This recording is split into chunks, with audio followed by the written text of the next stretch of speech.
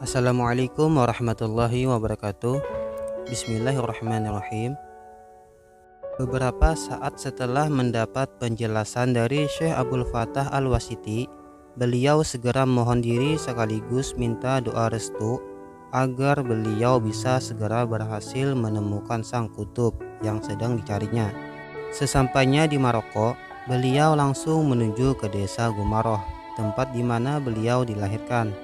Tidak berapa lama kemudian, beliau segera bertanya-tanya kepada penduduk setempat maupun setiap pendatang, di manakah tinggalnya sang kutub. Hampir setiap orang yang beliau temui selalu ditanyai tentang keberadaan sang kutub.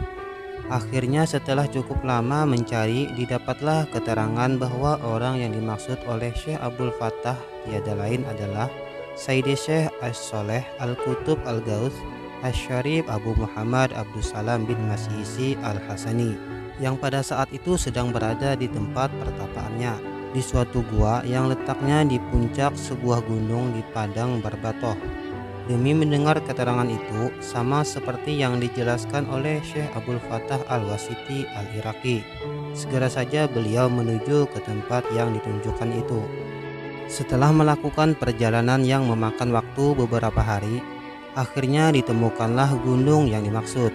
Beliau segera mendaki gunung itu ke puncaknya, dan memang benar adanya. Di puncak gunung tersebut terdapat sebuah gua. Sebelum beliau melanjutkan perjalanannya untuk naik ke gua itu, beliau berhenti di sebuah mata air yang terdapat di bawah gua tersebut. Selanjutnya beliau lalu mandi di pancuran mata air itu. Hal ini beliau lakukan semata-mata demi untuk memberikan penghormatan serta untuk mengagungkan sang kutub sebagai salah seorang yang memiliki derajat kemuliaan dan keagungan di sisi Rabbul Alamin, di samping juga sebagai seorang calon guru beliau. Begitu setelah selesai mandi, beliau merasakan betapa seluruh ilmu dan amal beliau seakan luruh berguguran. Dan seketika itu pula beliau merasakan kini dirinya telah menjadi seorang yang benar-benar fakir dari ilmu dan amal. Kemudian setelah itu beliau lalu berwudu dan mempersiapkan diri untuk naik menuju ke gua tersebut. Dengan penuh rasa tawadu dan rendah diri, beliau mulai mengangkat kaki untuk keluar dari mata air itu.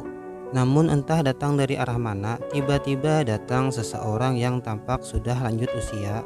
Orang tersebut mengenakan pakaian yang amat sederhana, bajunya penuh dengan tambalan. Sebagai penutup kepala, orang sepuh itu mengenakan songkok yang terbuat dari anyaman jerami. Dari sinar wajahnya menunjukkan bahwa orang tersebut memiliki derajat kesolehan dan ketakwaan yang amat luhur. Kendati berpenampilan sederhana, tetapi orang tersebut tampak sangat anggun, arif dan berwibawa. Kakek tua itu kemudian mendekati beliau seraya mengucapkan salam. Assalamualaikum. Beliau dengan agak sedikit terkejut serta merta menjawab salam orang itu. Waalaikumsalam warahmatullahi wabarakatuh. Belum pula habis rasa keterkejutan beliau, orang tersebut terlebih dahulu menyapa dengan mengatakan, "Marhaban ya Ali bin Abdullah bin Abdul Jabbar bin Tamim bin," dan seterusnya. Nasab beliau disebutkan dengan runtut dan jelas sampai akhirnya berujung kepada baginda Rasulullah SAW. Mendengar itu semua, beliau menyimaknya dengan penuh rasa takjub. Belum sampai beliau mengeluarkan kata-kata, orang tersebut kemudian melanjutkan, "Ya Ali, engkau datang kepadaku sebagai seorang fakir, baik dari ilmu maupun amal perbuatanmu. Maka engkau akan mengambil dari aku kekayaan dunia dan akhirat." Dengan demikian maka jadi jelas dan yakinlah beliau kini bahwa orang yang sedang berada di hadapannya itu adalah benar-benar Asy-Syaikh Al-Qutub Al-Gauth Sayyid Abu Muhammad Abdussalam bin Masihisi Al-Hasani radhiyallahu an, orang yang selama ini dicari-carinya. Wahai anakku, hanya puji syukur alhamdulillah kita haturkan kehadirat Allah Subhanahu wa taala yang telah mempertemukan kita pada hari ini.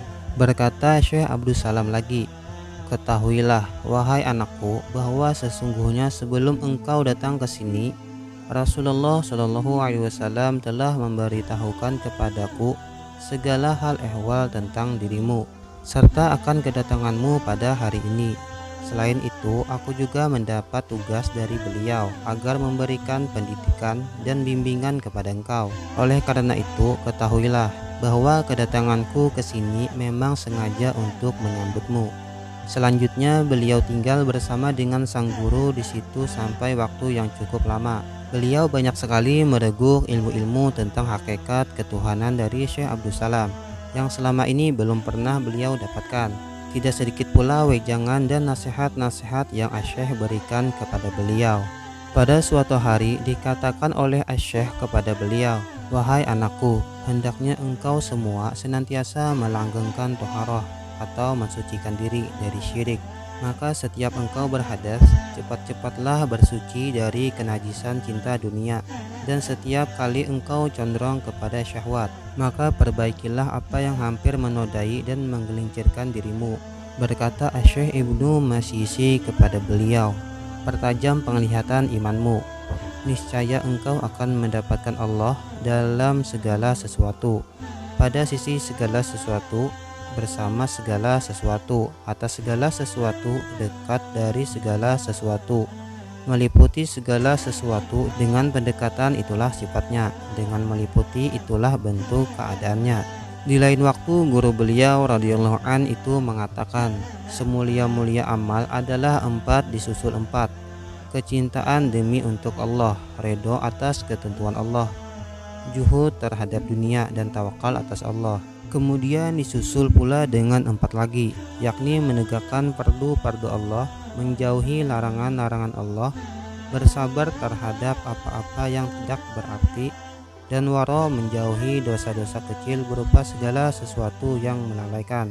Asy-Syaikh juga pernah berpesan kepada beliau, "Wahai anakku, janganlah engkau melangkahkan kaki kecuali untuk Allah, sesuatu yang dapat mendatangkan keridhaan Allah. Dan jangan pula engkau duduk di suatu majelis kecuali yang aman dari murka Allah. Janganlah engkau bersahabat kecuali dengan orang yang bisa membantu engkau berlaku taat kepadanya.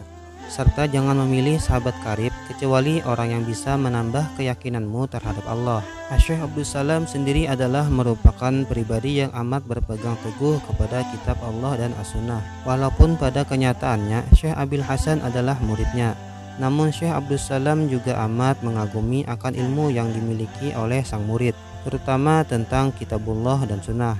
Di samping derajat kesolehan dan kewaliannya serta kekeramatan Syekh Abdul Hasan, tetapi dari semua yang beliau terima dari Asy-Syaikh, hal yang terpenting dan paling bersejarah dalam kehidupan beliau di kemudian hari ialah diterimanya ijazah dan baiat sebuah tarekat dari Asy-Syaikh Abdul Salam, yang rantai silsilah tarekat tersebut sambung menyambung tiada putus sampai akhirnya berujung kepada Allah Subhanahu wa Ta'ala.